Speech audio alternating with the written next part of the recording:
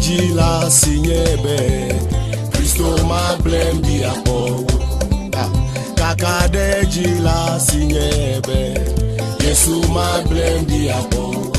to bobe mezukukue na miha to bobe mezwalo medenule miabo to bobe na deke mela sinyewa Yesu ma blem di apo to bobe mezukukue na miha to bobe mezwalo medenule miabo to bobe na deke mela sinyewa Christo ma blem di apo ye makemu afunu aglonya deke o Yehowa nto awabana ye makemu afunu aglonya deke o Yehowa nto awabana ye abawola de la sinye katula de la sinye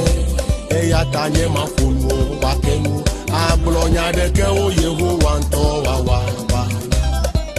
abawola de la sinye Yola de la signe,